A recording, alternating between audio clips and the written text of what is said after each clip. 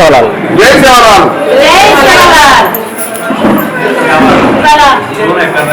ఇక్కడ సేవాలాల్ గఢ్ ప్రాంతంలో సేవాలాల్ మహారాజ్ గారి 285వ జయంతిని అంగరంగ వైభవంగా కనుల విందుగా ఇలా బంజారా సోదరులు మా బంజారా కుటుంబ సభ్యులందరూ కూడా ఎంతో సంతోషంగా జరుపుకుంటున్నారని తెలియపరచుటకు ఆనంద భావాన్ని వ్యక్తపరుస్తూ ఇలా సేవాలాల్ మహారాజ్ ఎక్కడో అనంతపురం జిల్లాలో పుట్టి ఇలా దేశవ్యాప్తంగా ప్రతి రాష్ట్ర వ్యాప్తంగానే కాకుండా ప్రపంచ వ్యాప్తంగా కూడా తనను అనుసరించే విధానాన్ని, తన నడవడికను, తన భాషను, తన చేసిన పనులను కూడా గుర్తించేటటువంటి చేసుకున్నటువంటి మహానుభావుడు ఇవాళ సేవాలాల్ మహారాజు.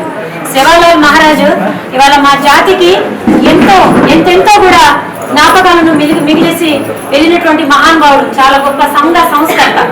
తను ఒకటి అనేవారు, ఏమని అనేవారు అంటే, ఎప్పుడైనా కానీ ఒక జాతి బిడ్డలు నీళ్లకు దగ్గరగా, పాడి పంటలకు దగ్గరగా, ఎక్కడైతే నది ప్రవాహము నీళ్లు ప్రవహించే ప్రాంతాలు ఎక్కడైతే ఉంటాయో అక్కడ కనుక మన జాతి బిడ్డలు జీవనోపాధి కొనసాగిస్తే చాలా ఈజీగా, చాలా సులువు మార్గంలో పంటలు పండించుకోవచ్చు అని చెప్పేసి మా జాతికి తన మార్గాన్ని చూపించినటువంటి మహానుభావుడు సేవాలాల్ మహారాజు.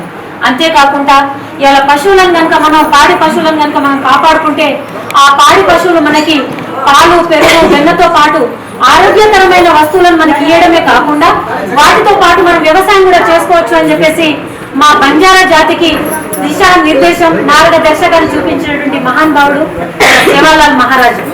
సేవాలాల్ మహారాజు ఇలా చాలా మంది అనుకుంటా ఉంటారు, ఇలా సామాజిక వర్గం, బంజారా సామాజిక వర్గం అంటే ఏమైనా ఎంతసేపు మాంసాహారాన్ని ఎక్కువ భుజిస్తారు, అలాంటి పనులే చేస్తారు, అలాంటి పండుగలే వాళ్ళ సాంప్రదాయంలో ఉంటారని చెప్పేసి ఒక నానుడి ఒక సమాజంలో ఉంది. కానీ సేవాలాల్ మహారాజు కంప్లీట్ గా శాకాహారి. ఎప్పుడు కూడా తన పుట్టినప్పటి నుంచి తన జీవన గమనం పూర్తి అయ్యే వరకు కూడా కంప్లీట్ గా శాకాహారిగా జీవించి తన జీవితాన్ని కంప్లీట్ గా చేసుకున్నటువంటి మహానుభావుడు, చాలా గొప్ప సంఘ సంస్కర్త సేవాలాల్ మహారాజ్. ఇప్పుడు కూడా తన జీవిత పర్యాంతం కూడా శాకాహారాన్ని పూజించి అట్లాంటి అహింస మార్గంలో కొనసాగినటువంటి మహానుభావుడు సేవాలాల్ మహారాజ్. అలాంటి మహానుభావుడు ఇంకొక గొప్ప విషయం చెప్పాలి తన గురించి. ఎన్నో రకాలుగా తన గుణగణాలను, తను పెరిగిన విధానాన్ని, తను చేసినటువంటి పనులను చూసి తనను స్వయంగా ఆ అమ్మవారే తనే ఏంటంటే నేను నిన్ను వివాహం చేసుకుంటానని చెప్పినప్పటికీ కూడా, అమ్మ నేను పుట్టింది ఈ జాతి భవిష్యత్తు కోసము, ఈ జాతి మనుగడ కోసము, రేపు నా గురించి తరతరాలు ఎన్ని దశాబ్ద కాలాలు, శతాబ్ద కాలాలు గడిచినప్పటికీ కూడా నన్ను వాళ్ళు ఆదర్శంగా తీసుకోవాలని చెప్పేసి నేను అనుకుంటున్నాను. నేను అలాంటి మార్గంలో పోయేవాడిని.